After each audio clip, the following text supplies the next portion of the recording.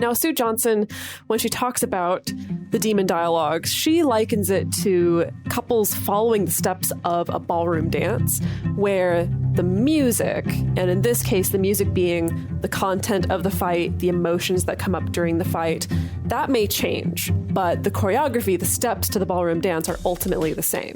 Welcome to the Multiamory podcast. I'm Jase. I'm Emily. And I'm Dedeker. We believe in looking to the future of relationships, not maintaining the status quo of the past. So whether you're monogamous, polyamorous, swinging, casually dating, or if you just do relationships differently, we see you, and we're here for you.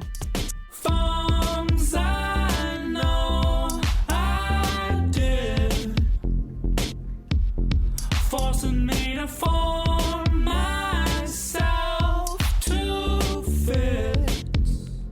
On this episode of the Multiamory podcast, we're talking about fight choreography. No, unfortunately, we're not talking about fake punches and sick stunts that people do on set. We're actually talking about the destructive cycles and patterns that are easy to fall into with a partner when you're in conflict, like these patterns that show up when you fight. We'll be covering 3 of the most common patterns, how to recognize which fight choreography shows up most frequently in your relationship, and then go over some steps to turn things around and start solving conflict more productively. So conflict, we love it. It's been a while since we've done an episode on conflict, I guess. Or do we talk about it all the time? It's hard to say. What if we Little column A, little column B? I think it's a mix of both. I know when I was writing this, I was like, God, I feel like we've done like 25 kajillion episodes on conflict. But then in reality, our last one was quite a ways back. I don't know. With multi-amory episodes, they all occur at time in the same time in my brain. It's kind of like some weird kind of theory of the universe, like all points in time are simultaneously occurring. Yeah. Yeah, listeners, you didn't realize this, so we actually record all of multi-amory inside a tesseract. So we're kind of existing at all times at the same time. Wouldn't that be nice? Wow. I think looking at our backlog, our last episode that we did that was probably related to fighting or conflict was our repair shop episode, 234. Okay. It's been really? That's bit. a long time. Goodness. Like 40 episodes later? So, it was August of 2019. But oh my goodness. So especially if you, the listener, are in a situation where you're around the same people all the time, day in and day out, you might notice some of these fight choreography patterns coming up with those people, whether that is a romantic partner, a roommate, a best friend, family member, something like that. It applies across all of those relationships. So to start out, let's go over what are some things that we know about conflict in relationships in general. It's going to happen. It's super inevitable. And that's okay, because even healthy relationships have conflict. And in fact, 69% of conflict in relationships are based on unsolvable perpetual problems. That's from the Gottman Institute. We talked about that maybe in the repair shop episode or since then. Yeah, we did. In the repair shop episode, Yeah, exactly. Which that's an amazingly high number, in my opinion, of like these problems are just not ever going to be solved, and you have to figure out a way for that to be okay within your relationship if you're going to stay in that relationship. Yeah. So we also know that the communication patterns that we see growing up from the adults around us, from our caregivers, combined with our past emotional baggage, our past trauma, as well as our individual attachment styles, can influence how we respond to conflict in our modern day relationships. I said modern day, like the relationship you're in today, not like a relationship of the future. Yeah, one you'll be in 2050 or something. Right.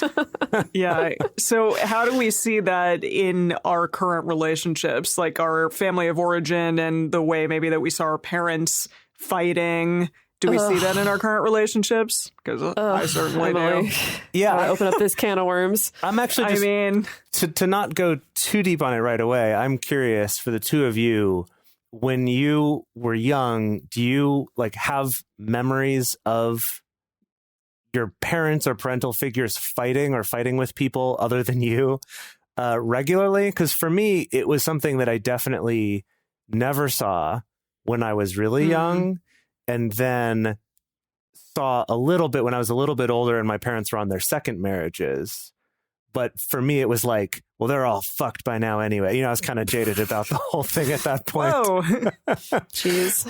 So for me, like, I definitely grew up with this association of fighting is like, because things are shitty. You've already had a divorce. Clearly, you don't know how to do relationships, I guess. And I mean, this is my, goodness, 12-year-old angry kid brain upset about my life being turned upside down. Understandable. But what about for you? What was your impression of adults fighting? I see. That's funny because I never grew up with two parents. It was only one parent, or my mother and my grandmother, and they didn't fight, but my grandmother saw my mother as such. It's almost like a parental figure, which is very backwards and weird. But yeah, my grandmother kind of viewed my mother as her father. And so she was very like submissive towards my mother, because my mother's a very intense personality. And so I know for myself, like, it's way harder for me in relationships with other women. It's hard for me to not want to be like, I'm sorry, I'm going to be submissive, I'm going to be this way, because I have such strong female figures in my life. And it's easy for me to tell off men, like, whatever, I'll fucking tell you whatever, that you're shitty and not doing well as a person. But with women, no way. I'm always like, I'm sorry, I'm the worst. Yikes. Sorry, I just like I have a note for you. You're not doing well as a person. Wow. I never say that to people, but no, Wow. I'll like tell it how it is. There's some people I could say that to. Sure. That's amazing. I mean, I guess for me, when I was very young, I grew up with the same thing of like not having two parents in the house, really, at least for the first few years of my life. It was my mom, and then I'd see my grandparents.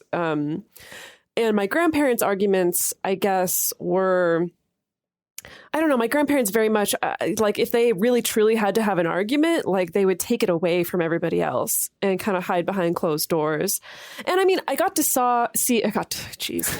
see those, like, small solvable problems, the like, well, we should have this for dinner. Well, I think we should have this for dinner. Well, why do you think we should, like those kind of solvable problems of like we work through it and come to a solution. But I never really got to see, at least among my grandparents, the bigger perpetual problems until my mom got remarried also. Then I saw that all the time. It's great.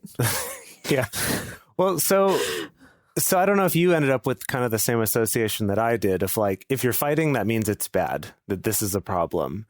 And was that kind of what it was like for you? Yeah, it was definitely not only just if you're fighting, this is a problem, but also if you're fighting, you are going for it. Like conflict is either 0 or 100, basically. Wow. I think was what I got was either it's not a problem or it's a drag out fight.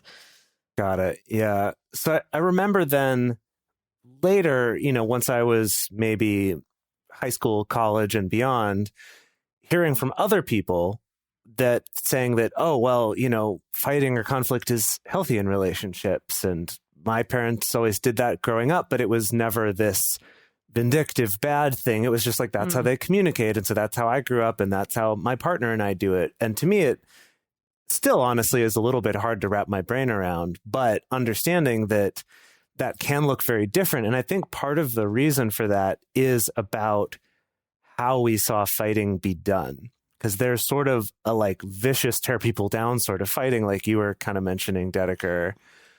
And then there's like the more sort of frustrated, passive aggressive until someone yells fighting, which is maybe what I saw more of growing up. And then there's fighting that could be heated, could be raised voices, but that isn't destructive. And it's just interesting to kind of realize that there is this range, but that each of us might never experience the one that we're not part of because we just can't go there. Right. Or sometimes you may have only seen, like, again, those heated, really intense, destructive parts and never seen how your parents repaired or how your caregivers repaired. That's another thing is, I mean, sometimes they just don't, sometimes you can just not see what the repair process looks like at all. Or it could be your parents did repair, but that was behind closed doors, when you weren't around or, or you didn't notice because there weren't raised voices or things like that. Yeah, definitely. Anyway, so before we dive too far deep into our own childhood traumas, I want to talk about this concept of fight choreography. So researchers and couples counselors and therapists have been trying to get to the bottom of relationship conflict for decades, like probably at least since the beginning of the 20th century. I would say like 1920s is when we first start getting people actually starting to research like what causes marital conflict and how do we resolve it. So there's a lot of different theories floating out there. There's of course a lot of different theories that motivate different approaches to couples therapy and couples counseling and things like that. And today we're going to be looking at just one of them. It's a concept that was introduced by Dr. Sue Johnson. She's the creator of emotionally focused therapy, or EFT. She's also the author of the book Hold Me Tight, which I think a lot of people are familiar with. And I like to call this concept fight choreography. Sue Johnson calls it demon dialogues, and I'm like, whoa, slam on demons out of nowhere. Where'd that come from, Sue? But you'll hear us kind of referring to those two things interchangeably, you know, either fight choreography, fight patterns, or demon dialogues like Sue calls them. We also talked more about... Yeah. Could we take the best of both worlds and instead call them demon battles? Oh, I like demon that. battles. It just my partner's playing what is it, Doom right now, and so that just reminds me of Doom. Yeah. Lots of demon battles with actual demons from hell. Right. Jeez. So some of this content may be a little bit familiar today. We talked more about Sue Johnson's work in episode 227, specifically about pursuit and withdrawal patterns. And that's going to come into play again today as we talk about these, how you say, demon battles. Yes. So Sue Johnson talks about 3 main demon dialogues that different couples fall into when fighting. Yes, demon battles, demon dialogues, fight choreography, whatever you want to call it. So yeah, they fall into these 3 main categories regardless of the content of the fight, which is very interesting. So we don't want to say that like the content of the fight never matters, but what she is saying is that the majority of the time, the important part of the conflict is the subtext and the emotions that are underlying that dialogue. And Dedeker, I know you said there was a thing that happened recently. Well, just a case in point, I mean, on this show, we've talked about nothing fights before, quote unquote, nothing fights, you know, where it's like about the tiniest thing. Like I got into a fight with Alex a few weeks ago about whether or not the window shades should be up at a particular time in the bedroom. And it was like emotional, you know, it was emotional. And like there was no way in hell that it was about the window shade.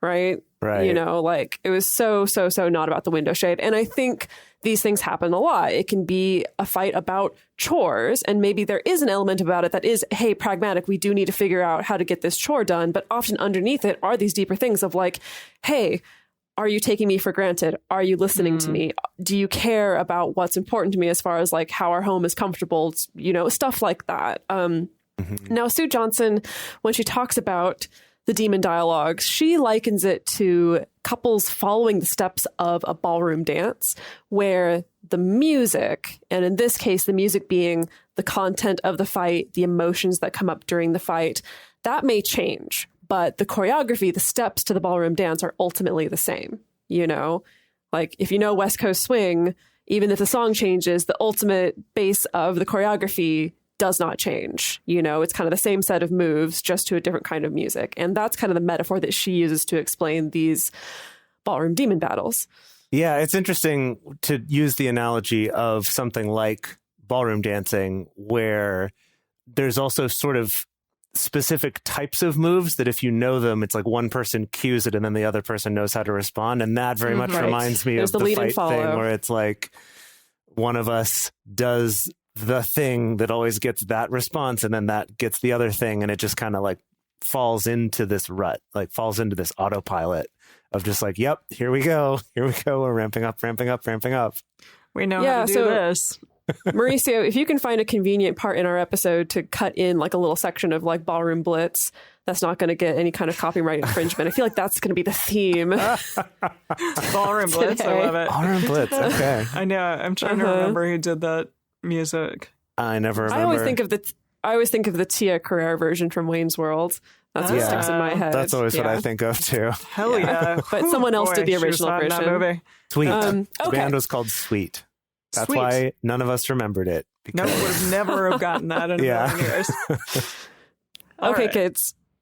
All right, kids. It's time. We're going to go through each of these demon battles, demon dialogues, fight choreography. We're going to go through each of them one at a time. And we're going to do that with the help of some professional actors that I've brought in for the day. Wow. May I I'm so introduce you excited. to Emily, is it? Yeah, that's my name. My professional name's Amelia, but sure. Oh, sorry.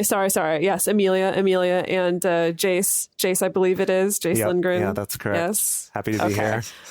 Okay, good. Yeah, I'm just really excited to have the two of you. These two actually are professional actors. Like, they got a resume and everything. You are a professional actor. I know. We're all professional actors. Okay. There you go. So what we're going to do, I'm going to have you two read this scene, do a dramatic reenactment. Just do what you want with it, like explore the space. Then we're going to end the scene, and then we're going to talk a little bit about what was going on with this particular couple. Okay? Got it. All right. Can you sort of set the scene for us? Yes. Okay. So Interior. you're a couple. Yeah. Interior. 9 p.m. 7 o'clock at night. Oh, Ooh, 7 hey, o'clock. who's the director here? Sorry. I'll shut up. You're just the talent. You're right. Freaking spoiled talent. Yeah. All right. Interior. I'm going to say this couple is at home, having a date night at home. Okay. And they've one of them has worked really hard. I'm going to say person A has worked really hard on making dinner. You can just call us by our names. It'd probably be easier. Okay, Emily has worked really hard at making dinner for date night tonight, and you've just sat down, started eating dinner, and then the scene begins. And action. Okay, you need to put your phone away when we're at dinner. Tonight's supposed to be date night, and that is really rude. Rude, you're the one who can't even watch a movie without constantly texting your friends. I'm just taking care of work stuff. I had to leave my own work early so that I could cook dinner for date night because you weren't willing to do it. We can never have a date night without you bringing up some kind of problem. It's like I can't do anything right. And cut. All right. Well done, everybody.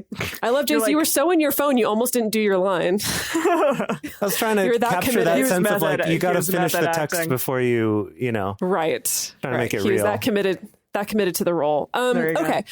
So what did y'all notice was going on in that conversation? What might be the steps of the dance that these two are following? I know it's a very short snippet of a conversation. It probably in reality would go on for much longer, but what was going on there? I mean, I pointed out immediately like a problem. It wasn't, trying to ask a question or trying to say like, hey, I would really appreciate it if, or something along those lines. Instead, I just like completely threw at him like, you're doing something wrong. Right. It's like, you're being really rude. Yeah. You're being rude. Yeah. Right. And then the response is to not like to completely change topics and instead be like, but you do this other thing. So you're actually the bad one. Yeah, really, I'm just normal. You're the one who's bad. Totally. And then I said again, like, well, look at what I had to do. Look at this awesome thing that I did for you. And I'm getting no respect and no love for it. What the hell? Uh-huh. And then my character at the end basically did the same thing of kind of like, well, great. So we can never have a good date night because you always have to make it into a problem. And like, we can't even enjoy this. So it's just kind of both. And then I asked, why pushing are that these two blame. people in a relationship? Right. Well, yeah, you asked that, but that happens all the time. I mean, I feel like I've been in something like this. I've been in sure. this. Yeah, you totally. know, I've been in this conversation. I do feel like this approach, this particular demon battle, this is what I saw the most of growing up. I think was a lot of kind of like attack, you know, like, and especially the like, I'm going to defend myself by bringing up something wrong that you did, even if that was completely irrelevant or from like 6 weeks ago or whatever. And then the other person responds by, well, I'm going to bring up something wrong that you did that was completely irrelevant to this conversation 6 weeks ago, you know, and then we just kind of go back and forth. Yeah, They're almost switch tracking. It is kind that's of a true. form of switch tracking. Yeah. This is 100% at least one of my parents, if not several of them, but like this was their tactic. Was Several always, of your like 75 different parents. You have so many parents. Seriously. well, you know, mom and stepdad and dad and stepmom. Mom and stepdad and stepdad and dad. Yeah, you have 3 dads, Jase. Just, I know, but stepdad not beat around the bush. 2.0 didn't enter the picture until so recently. All my baggage was done by then. It's already been It's all packed wrapped by up then. in a nice little bow. Yeah. I didn't feel good during this. It was very sad. Aw. It's hard to like, just to constantly blame your partner because it seems so cyclical and like nobody's going to get anything done ever. Nothing like is going to be resolved because you're just like going back and forth.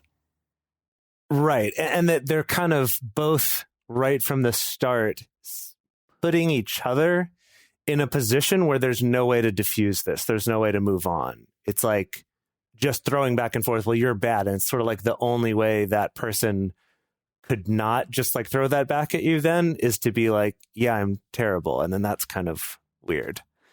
I've done that before. So that leads us to the name of this dance / demon battle, which is, quote, find the bad guy. I have a note. I have a note here for Sue Johnson. a note for Sue. For Sue. Excuse me, Sue. I have a note for the writer. A little note, yeah. So, I mean, I appreciate that the names she's given to each of these, and you'll see as we go, that they do try to make it clear what the fight is doing, but they're just not good names for dances. You know, if we're going to say this is a dance, find the bad guy, find the bad guy. That's a terrible name for a dance, you know? Bad guy boogie? That's Ooh, better. That's good. Okay. That's so great. this is what is now known as the bad guy boogie, previously known as find the bad guy. Multiamory, just improving on other people's content since 2014. Yeah, we're not even like doing much other than just changing the name, but it's an improvement, isn't it? Okay, so bad guy boogie, here's what defines it. Both partners are on the attack. They're throwing blame and criticism at each other. And it's this attempt to pin one or the other person as the real bad guy, under the false assumption that once you can just get them to admit that they're the bad guy, then it's all solved. And unfortunately, as we kind of saw, and as Emily brought up, it felt yucky even doing it, pretend-wise, is that this choreography can cause a lot of wounds and hurt feelings and kind of really dig you into a situation you can't get out of, because the irony is that even if you succeed, then great, now you're in a relationship with the bad guy. Like there's no good outcome here. Yeah. Something that Sue Johnson points out also is that this particular dynamic, the bad guy boogie, at least according to her, she says this is hard to maintain over time. Like it's hard to maintain this kind of same both of us attacking each other for a long period of time. You know, her theorizing being that like it takes a lot of energy and it is very harmful and wounding and really difficult to deal with. And often this is an escalation that sometimes will occur at the end of a fantastically toxic relationship that's about to explode. Or more often, sometimes a fight may start here and then may adjust into kind of the next demon battle, dialogue, dance, choreography, boogie, whatever you want to call it, which is more likely to be sustainable in a bad way over a long period of time. So let's move on to the second scene, shall we? Just real quick, in the spirit of renaming things to make them better, now I'm realizing that we've created a problem by calling them demon battles, but then naming them like they're dances. So here we go. So are you going to name? Okay. We're just, instead of demon battles, they're going to be demon dance battles, like West Side Story style. Right? Okay. Like in Scott Pilgrim. Yes. They dance in Scott Pilgrim? Am I making that up? They just play music. It's just music battles. I think it's just music battles. Okay. No, Jase, I think the title of this episode is now Demon Dance Battles. Okay, perfect. I'm erasing where I called it fight choreography, and I'm calling it Demon Dance Battles. Okay. Everyone's going to see that in their podcast feed and go, They're going to be like, the hell? That's fine. All right, what's the next dance battle? Yes. Let's move on to that. So, okay, let me set the scene. So the scene is, yes, the two of you are at home. Where else would we be? Come on. I know. It's like the extent of my imagination these days. The two of you are at home. Emily, you're chilling out with your Switch. Just kicking back. Okay. And Playing some Jase, Animal Crossing. you've been hanging out at your computer, working on some stuff, and then you enter the room to talk to Emily. Yes? And action. Can we talk about this credit card bill that just came in? We have to figure out if there are any of these expenses that we can cut out for next month. Oh, the last month wasn't really a regular month for us. It's going to be better next month. I really don't think that you need to worry this much about it. Why are you avoiding this? You can't just bury your head in the sand and expect it'll all get taken care of. You need to be responsible too. Okay, I really don't want to talk about this right now. Don't walk away from me. This is important. We need to talk about it. And scene. Wow. Cut. Okay. Good Foley work, Jase. Thank you. Yeah, I really wanted to sort of bring the listeners into the scene. With I know, this you were paper. like The credit going card out of statement that you're like camera. waving around. I know. I was like, what's happening? What is he doing? Where is he going? I didn't actually Okay. get up and walk away, but I did in my heart. Yes. Yeah. All right, so what were we doing there? I was being like super just avoidant. I was avoiding you all over the place. Right.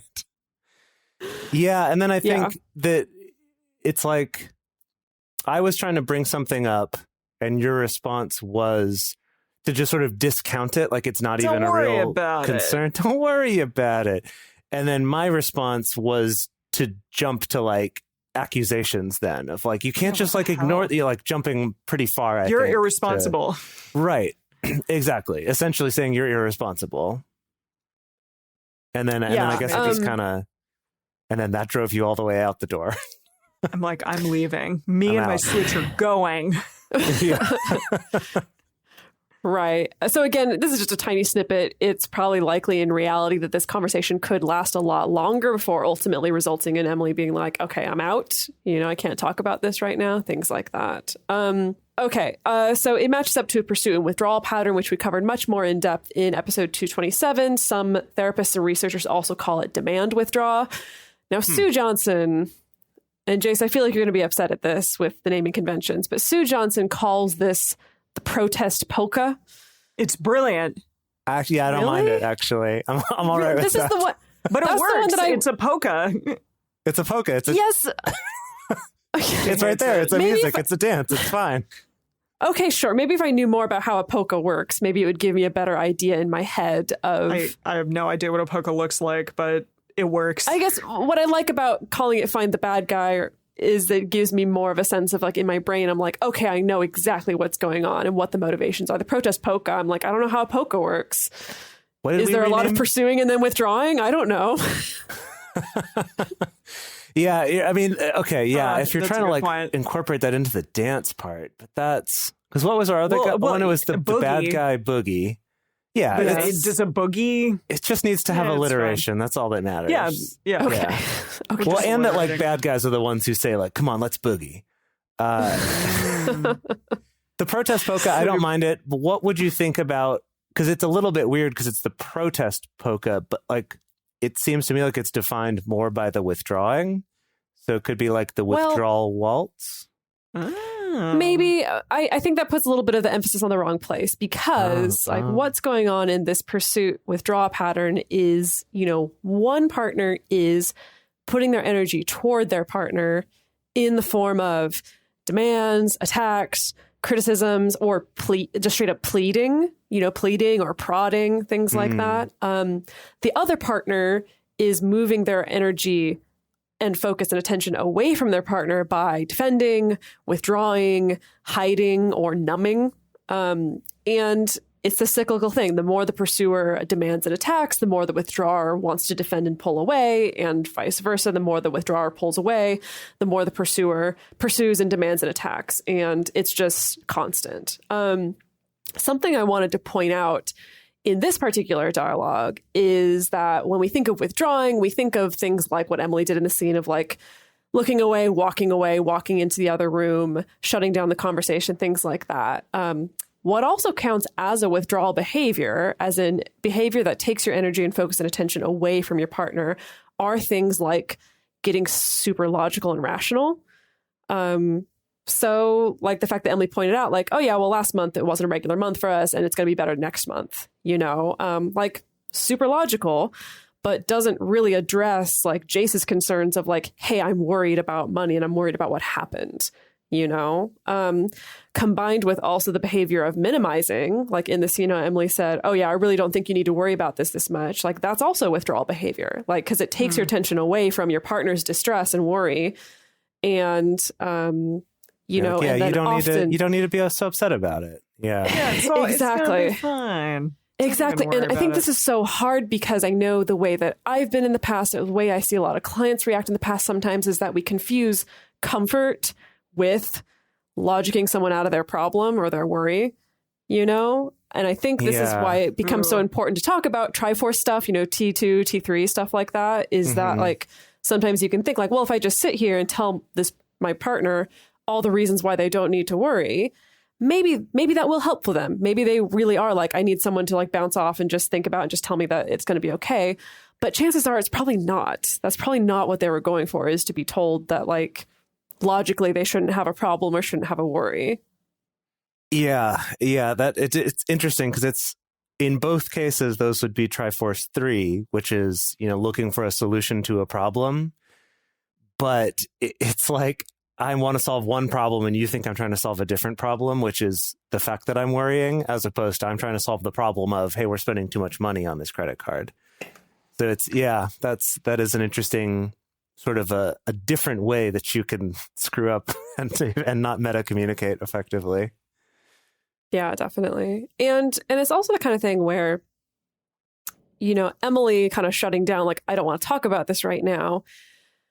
On the one hand, that can be done in a healthy way, like with taking a halt, right? Or with communicating like, hey, this is a bad time. Hey, can we talk about this at another time? Hey, let me go take 20 minutes. Though.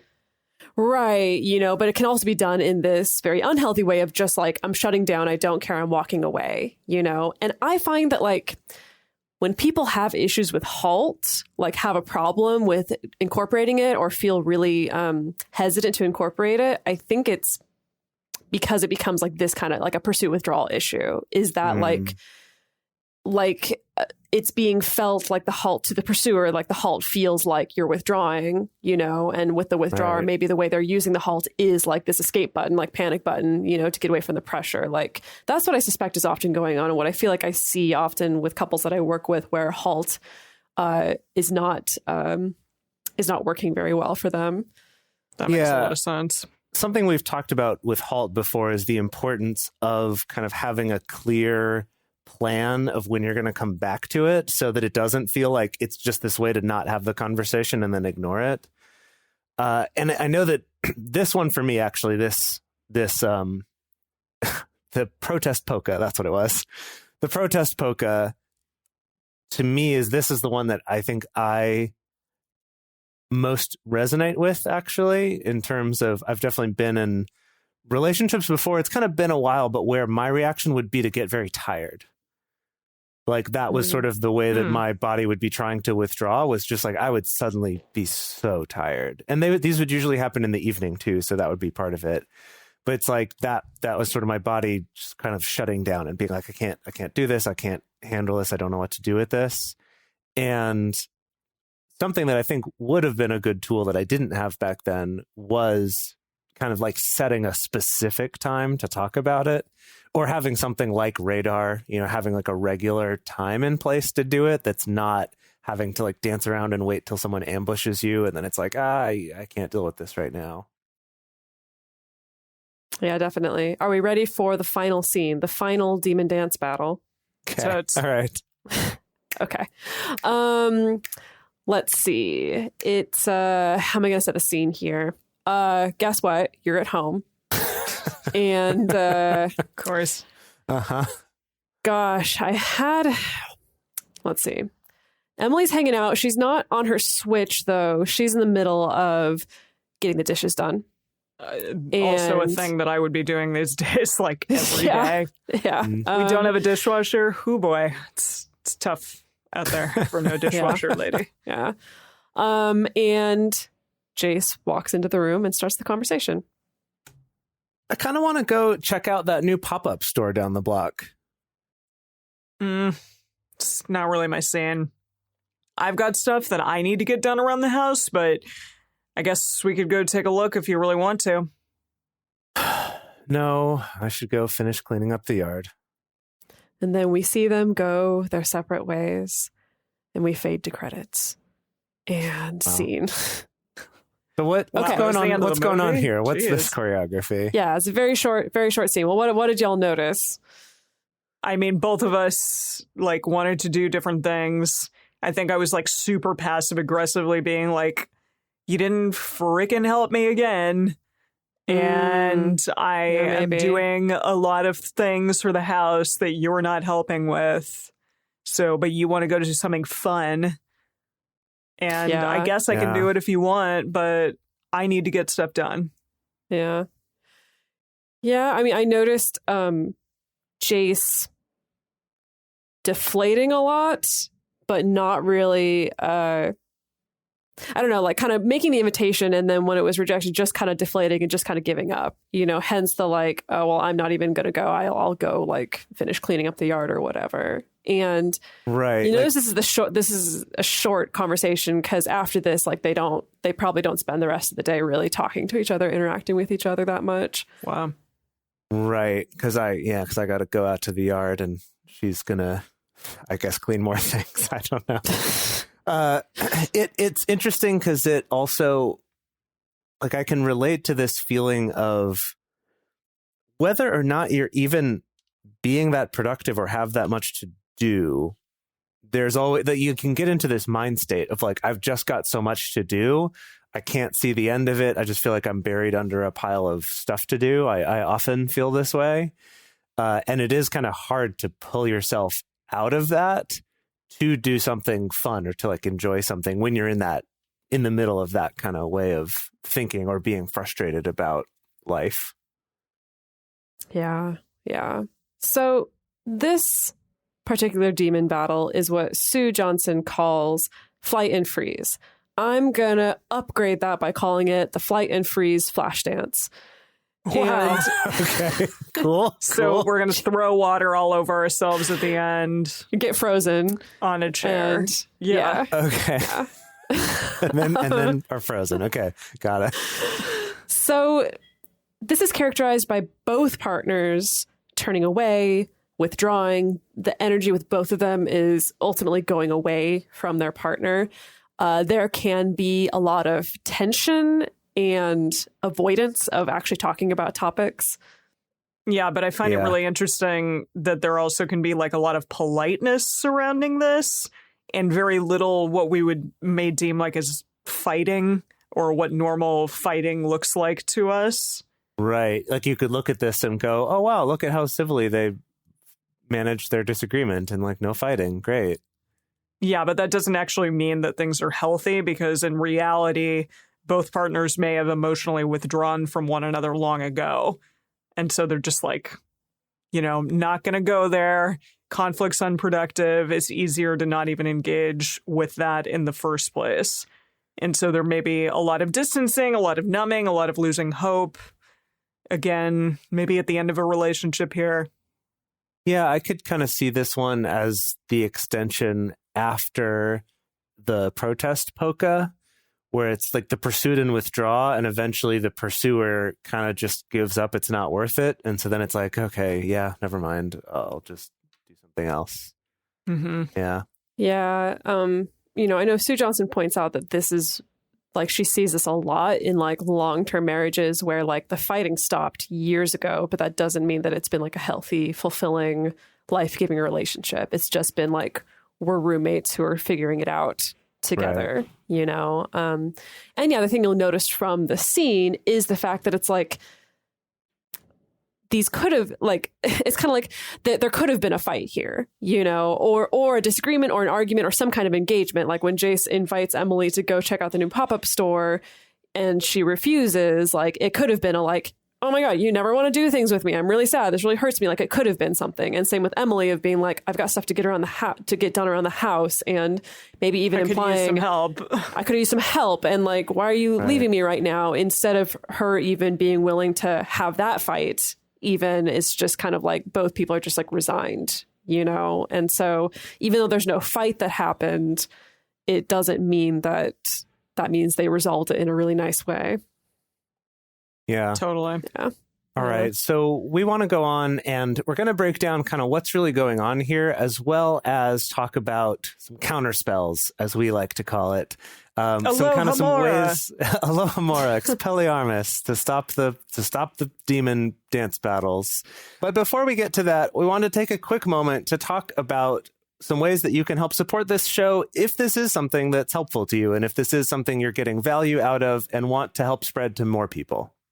All right. So what's going on underneath all of these various dance battles? Has anyone noticed, any kind of common themes, though, of what happens?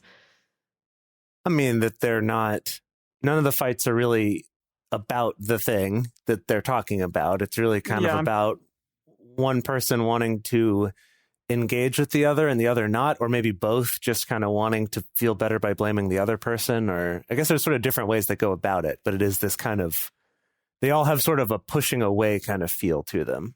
I was going to say that too, that it's all like nobody's going towards each other. Everyone's just going away from each other and very upset and people end up like feeling very alone. Yeah. The end result of all of these dances is that people feel hurt and alone. And a really important part of the theory that drives emotionally focused therapy is this idea that we attach to our partners in very much the same way that we attach to our parents and caregivers when we're young. We've talked about attachment theory before on the show. If you're not familiar with attachment theory, go Google it. You'll find a billion kajillion resources for talking about that. But what's interesting is Sue Johnson doesn't just make the argument of like, oh yeah, your attachment style that you made in childhood influences your relationship. She makes the argument of like, no, you attach to your partner and look to them for comfort and reassurance and security almost in the same exact way that you did to your parents when you were very young. The difference being that as an adult, you're not looking for them to like necessarily feed you or clothe you or things like that, but you are looking for that same sense of like safety and comfort. So that means that generally people are more anxious attached, might be more likely to have pursuit behaviors, which makes sense. And then avoidant attached people might be more likely to have withdrawal behaviors. But that's not true 100% of the time, but that tends to be the pattern that happens over and over again. Yeah. So overall, what we want, we as people, not just the three of us, but overall what we want is to feel safe, to feel comforted, secure when we're with our partners, and withdrawing, minimizing, attacking, blaming, and the whole host of other behaviors we were talking about that show up in these demon dance battles can cause a break in that attachment, which leaves us not feeling safe, comforted, and secure, and then leaves us resorting to those same bad behaviors in this attempt to secure the relationship again, or in the avoidant case, in this attempt to like, well, I didn't need you anyway because you're bad. The kind of some way of like, we want to regain our feeling of safety and comfort, but unfortunately, it's just like bad behaviors on top of bad behaviors. Well, with the avoiding and withdrawing, that actually is a relationship preserving tactic, because often the idea is I need to take myself away so that my partner stops criticizing me, stops seeing how bad I am, stops going after me, and therefore I can keep the relationship intact, So if I just take myself out of the equation, then the relationship will still be there. Yeah, I guess I was thinking about the bad guy boogie of the kind of like going on the attack right away is sort of like... I don't know. I guess it's like, well, if you're going to criticize me, I've got to criticize you too, because then otherwise maybe I'm not worthy of you or something. I'm not quite sure what the thinking is, but I know I've been there before. So we want to move on to some counter spells. Let's talk about ways that we can avoid doing this, or if we find ourselves back in a similar loop, how we can maybe work to get out of it. And the first one is something that we talk about a lot on the show in various ways, meta communication. So if you can name it, you can tame it. Is that Super ours? cute. Did we come up with that? Or Did you come up with No, that, I Dedeker? Googled. I did not come up with it. I Googled it, and like it. multiple people have tried to take credit for it, but as from what I've seen, it's shown up in many different spheres and kind of slightly different phrasing. So it's not ours, but I'm gonna make the bold decision that it doesn't belong to anybody. Cool. It belongs to everybody then. Yes. So recognizing this shared dance style that you and your partner have is the first major step to taming this thing that you do. And you can share this info with your partner. So maybe not during a time where you two are like in a heated conversation or in the middle of one of these fights, but talk about the patterns that you're seeing and maybe which one of these seems the most familiar, what you find yourself falling into over and over again. Now, I suppose if you did find yourself like really going down one of these tracks into one of these demon dance battles, and you were like, oh my gosh, we're doing the bad guy boogie demon dance battle, that would stop the conversation at least while they go, what the fuck are you talking about? Yeah, that's true. I mean, hopefully it would be like humorous enough and fun enough Right. that the partner that doesn't know what the heck they're talking about would be like, oh, okay, what? Let's elaborate here. Yeah. But yeah, so- better to talk about this not in the heat of things. Yeah, for sure. Yeah. So I think this could be a great episode to listen to together with a partner, and have a conversation afterwards about like, wow, which one of those felt the most familiar? I think what's important to bear in mind is like when you're meta communicating about this is something that's fundamental to this is that you and your partner start to look at this demon dance battle as like, ooh, this is a thing that happens that's outside of ourselves. Like, that's Totally. the problem. Let's find ways to not do that. As opposed to in the middle of the fight and you're like, you're starting up the demon dance battle. You're doing this pursuing thing. Like, stop that. This is all your fault. To go along with one of our favorite phrases on Multiamory, don't weaponize this shit. Mm-hmm. Yeah. Yeah. Yeah. So you can also have a counterspell of taking this a little bit more granular if you want. If you're listening to this and one of these particular scenes stood out to you, like, whoa, that totally sounds like what I go through with my partner. That's great. Start looking into that, start doing research on this. You can also go even more in depth. So there are a lot of EFT therapists out there who have variations on worksheets and exercises to help you find the specifics about your own custom demon dance battle. And so we're going to give you just a condensed version of several exercises. So of course, feel free, go out, research. There's a lot of worksheets and stuff out there. Don't Google demon dance battle, Google demon dialogues. That's what it's demon actually dialogue. supposed to be Okay. called. Okay. Yes. Until we And you'll like probably find some- TM that or Right. something. Exactly. Until we find a way to just really rehash it and prove it enough that it's a different enough product that we can then Right. TM the hell out of it. Demon dance battles. Yeah. Yeah. So step number 1. Generally, I call this counterspell mapping the choreography or mapping the demon dance battle. So step number 1 is that both you and your partner are going to sit down. You're both separately going to make a list of the behaviors that you do individually. So you're going to make a list of your own behavior, not a list of your partner's behavior, but a list of your own behavior that turn your energy and attention towards your partner during conflict, as well as a list of what behaviors turn your energy and attention away from your partner during conflict. So this can be super simple to do. You can fill in the blank to this sentence, which is, when things are not going right between us, I move my energy and attention towards you by blank. And so that can be things like pointing out your mistakes, leveling blame on you, insisting on making my point, becoming angry and blowing up, prodding at you or pleading, following you when you leave the room, etc., etc., etc. So that can be multiple behaviors. You can only come up with one, whatever. And then you're also going to make this list of the behaviors that move energy away. So when things are not going right between us, I move my energy and attention away from you by blank. And that can be things like zoning out, walking away, freezing, becoming hyperlogical, minimizing your concerns, etc., etc., etc. So both of you two are going to sit down, take a little time, fill in the blanks of that exercise, come up with a list of behaviors, and then you're going to move on to step number 2. All right. Step number 2 is to then take these lists and identify the most common behaviors and see if you can match them up with each other's to uncover what your most used choreography is. So it would look something like this. When things are not going right between us, the more I blank, the more you blank, and then the more I blank, and the dance begins. Do do do do do do. So Not yeah, everything is Mario.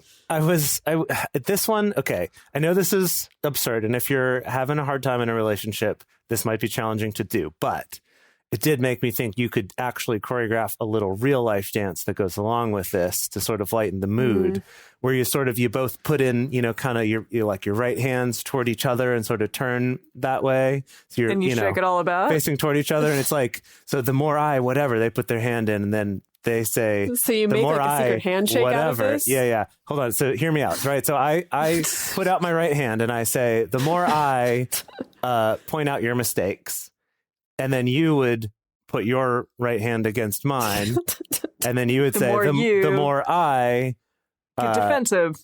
yeah, right. and then I would say, the more I, and we kind of go up and like touch hands toward each other. It's like both of our hands are touching each other now, and we're facing each other with our hands in front of us. And then I say, and the more I become angry and blow up. And then we both sort of push back and strike a pose and say, and the demon dance battle begins. I know without video, that's hard to convey, but I hope you kind of get the idea. Oh, we saw it, Jase. We saw it. We got to enjoy that. So what's your thinking behind also attaching literal choreography to this? Humor, yeah. I find humor for something like this where it's scary to be vulnerable. It can give you a little bit of and just physically moving often can help from feeling so like trapped and stuck in something, in a behavior. That's true. And I mean, it just says, and the dance battle begins at the end, and the demon dance battle begins. I mean, how could you not choreograph that? Provided that then you don't actually continue the demon dance battle. Yeah, right. That would be unfortunate and kind of, and not the point of this conversation. Right. So we have a step 3 here, and that is to, together with your partner, come up with a way to name your choreography, as well as an agreed upon way to warn each other when it's happening. So maybe it can be what Jase just did there. Make a little dance and do the hanky-panky and twist it all about. Especially if you... Emily, I think you mixed up a few things there. The hanky-panky is not... No, wait, you put your left foot in, you put your left foot out. That's the hokey pokey, not the hanky panky. No, the hanky panky is something different. That's that my baby does the hanky panky. Anyway, please continue. Oh yeah. Okay, fine. But create a silly name. It can be the hanky panky or the hokey pokey or whatever you want, and that's like the name of your dance, and then you can choreograph it as well. But also agree upon what will happen when one of you or when both of you calls out the dance. So are you going to like halt it up? Or are you going to hug each other? Take 3 deep breaths? Like go to other sides of the room for a second? Whatever. But maybe agree upon doing something just so you can get out of the habit of doing this pattern over and over again. Yeah. In our Communication Hacks DLC bonus pack, whatever we called that episode a while back, we talked about Triforce Communication was DLC, and I don't know what booster pack. Oh, this was the booster pack, yeah, pack, the communication booster pack. Anyway, one of the things we talked about in that was microscripts, and the importance of microscripts is it's something often a little bit silly, maybe it rhymes or something that you've agreed upon beforehand, so that in the moment you can kind of fall back onto this set phrase or this set thing. So that then it's not just like, what are you trying to do? Or you're like, your intentions aren't getting misinterpreted. It's like, oh yeah, right. We agreed on that together, that's our thing. And then here it could even be a physical thing. Like Emily mentioned, a hug. It could be that like, whoa, we're fighting and you just gave me a hug. Oh, right. That's our cue to remember, like, we want to be in this together. Yeah, exactly.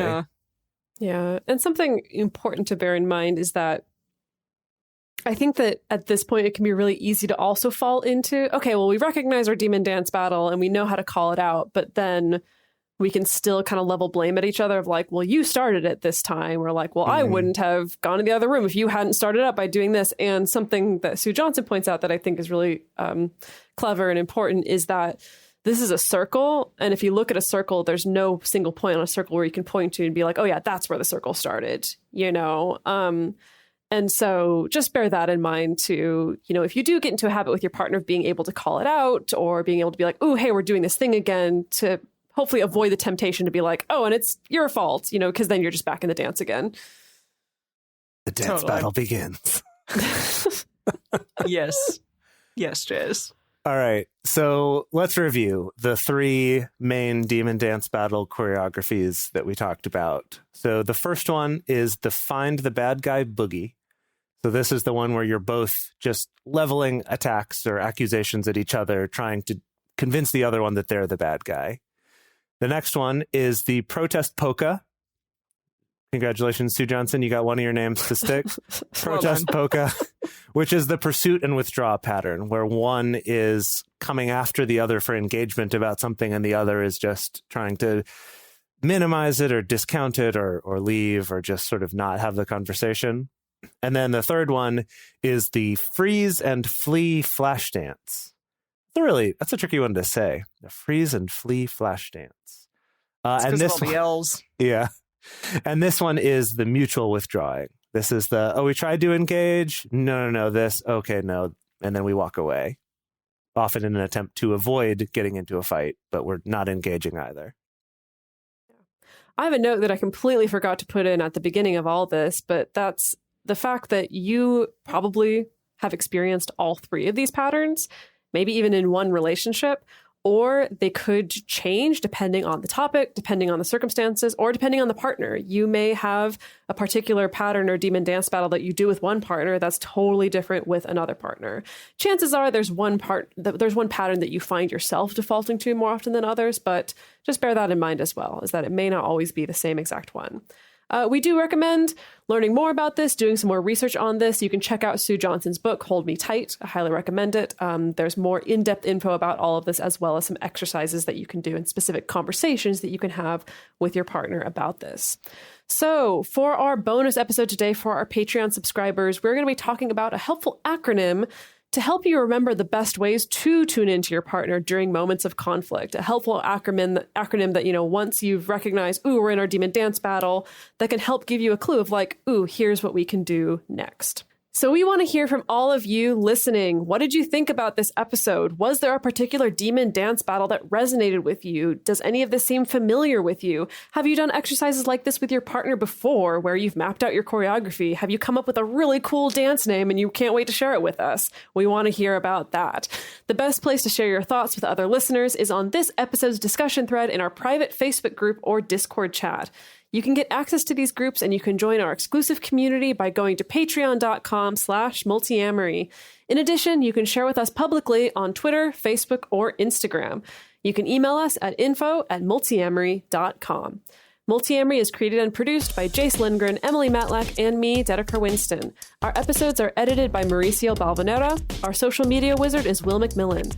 Our production assistants are Rachel Shennework and Carson Collins. Our theme song is Forms I Know I Did by Josh and Anand from the Fractal Cave EP. Full transcript is available on this episode's page on multiamory.com.